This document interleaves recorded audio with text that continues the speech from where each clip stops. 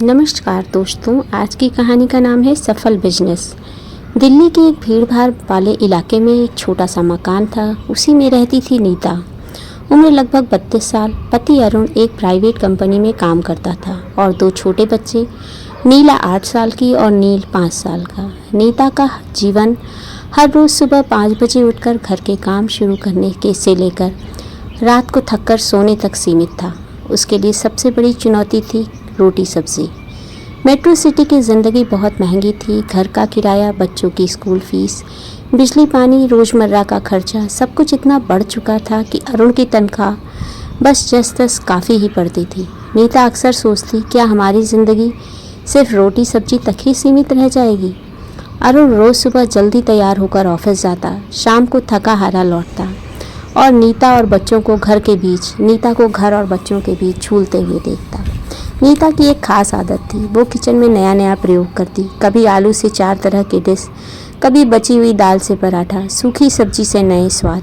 घर के लोग इसे सामान्य समझकर भूल जाते, मगर मोहल्ले की औरतें अक्सर कहती, भाभी आपके हाथ की सब्जी में अलग ही स्वाद है, अगर कभी दुकान खोलो तो हमारी लाइन लग जाएगी। नीता मुस्कुराकर रह जाती। एक दिन बच्चों की स्कूल डायरी में नोट आया, अगले हफ्ते तक 15,000 रुपये की फ़ीस जमा करें। अरुण के पास पैसे नहीं थे। उसने बॉस से एडवांस मांगा लेकिन मना कर दिया। घर में तनाव का माहौल बन गया। उसी रात नीता ने धीरे से कहा, अरुण जी, अगर मैं कुछ काम शुरू करूं तो? अरुण चौंका, कैसा काम? मैं सोचती हूँ क्यों न लंच टाइम पर ऑफिस जाने वाले लोगों के लिए होममेड रोटी सब्जी का टिफ़िन भेजा जाए। अरुण ने पहले तो हिचकिचाया, फिर बोला, लेकिन तुम्हें तो बच्चों और घर का भी ध्यान रखना है, कैसे करोगी सब? नीता ने आत्मविश्वास से कहा, रोटी सब्जी तो मैं वैसे भी बनाती हूँ, थोड़ी ज़्यादा बना लूँगी, शुरू में 5-6 टिफ़िन ही सही। नीता ने अगले ही दिन 5 टिफ़िन बनाए, आलू गोभी, दाल और गरम गरम फुलके। अरुण के ऑफिस में 5 लोग राजी हो गए कि वे 60 रुपये प्रति टिफ़िन देंगे। पहले ही दिन सब ने कहा, भाभी खाना तो बिल्कुल घर जैसा है, हम रोज़ ऑर्डर करेंगे। नीता की आंखों में चमक आ गई, लेकिन रास्ता आसान नहीं था। गैस का बिल बढ़ने लगा, रोज़ सुबह 4 बजे उठना पड़ता। पड़ोस वाली बुआ जी कहने लगी, अरे घर की औरत होकर व्यापार करेगी, लोग क्या कहेंगे, कैसे करेगी, क्या करेगी? नीता ने सबकी परवाह नहीं की। धीरे धीरे उसके टिफ़िन 5 से बढ़कर 20 हो गए, लेकिन उसका काम बढ़ गया। पर एक दिन अचानक एक फूड इंस्पेक्टर मोहल्ले में आया। किसी ने गुप्त शिकायत कर दी थी कि नीता बिना लाइसेंस के टिफ़िन सप्लाई कर रही है। इंस्पेक्टर ने धमकाया, अगर परमिशन नहीं है तो बिजनेस बंद कर दो, वरना भारी जुर्माना लगेगा, और उन्हें डरा दिया। नीता के पैरों तले से ज़मीन खिसक गई। आखिर अब कैसे करेगी वो सब कुछ, क्या होगा? उस रात अरुण ने बहुत गुस्से में कहा, मैंने कहा था ना, ये सब मत करो, अब घर पर आफत आएगी। नीता रो पड़ी, मैंने तो सिर्फ बच्चों की फ़ीस भरने के लिए किया था, ताकि मैं उनकी फ़ीस भर सकूं।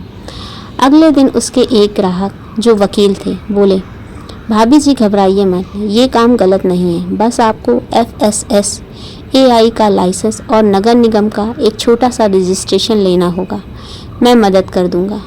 नीता ने हिम्मत दिखाई और छोटे से किचन को साफ़ सुथरा बनाकर सारे कागजात पूरे कर दिए। अब उसका काम और प्रोफेशनल बन गया। हर टिफ़िन पर नीताज़ रोटी सब्जी का लेबल, व्हाट्सएप पर मेनू की लिस्ट, गूगल मैप पर लिस्टिंग, ये सारा काम होने लगा और धीरे धीरे ऑर्डर 50 तक पहुंच गए। एक दिन एक फूड ब्लॉगर ने उसका खाना चखा और इंस्टाग्राम पर पोस्ट कर दिया, दिल्ली की सबसे टेस्टी होममेड रोटी सब्जी केवल 60 रुपये में। पोस्ट वायरल हो गया। अगले ही हफ्ते 200 से ज़्यादा लोगों ने ऑर्डर किया। नीता अकेली संभाल नहीं पा रही थी। तब उसने मोहल्ले की 3 और औरतों को साथ रखा। सब मिलकर खाना बनाने लगी। कुछ सालों बाद वही नीता जो कभी बच्चों की फ़ीस के लिए परेशान थी, अब रोटी सब्जी क्लाउड किचन की मालकिन थी। उसके पास 25 कर्मचारी थे और दिल्ली NCR में रोज़ 1000 से ज़्यादा टिफ़िन डिलीवर होते थे। बच्चों की पढ़ाई अच्छे स्कूल में होने लगी। अरुण को भी गर्व होने लगा कि उसकी पत्नी ने हिम्मत दिखाई। एक दिन अरुण ने सबके सामने कहा, हमेशा सोचता था कि घर सिर्फ मैं चलाता हूँ, लेकिन असली ताकत तो मेरी नीता के पास है। नीता मुस्कुराई और बोली, ज़िंदगी का असली स्वाद सिर्फ रोटी सब्जी में नहीं, बल्कि मेहनत और हिम्मत में है। कहानी का संदेश, यह कहानी हमें सिखाती है कि मुश्किलें कितनी भी हों, अगर हिम्मत और हुनर हो तो रास्ता निकल ही आता है। औरत सिर्फ घर संभालने वाली ही नहीं, बल्कि परिवार की असली ताकत होती है। साधारण सी रोटी सब्जी भी मेहनत से एक सफल बिजनेस बना सकती है। कैसी लगी आज की कहानी? अगर पसंद आई है तो चैनल को लाइक शेयर सब्सक्राइब ज़रूर करें। धन्यवाद इसे पूरा सुनने के लिए।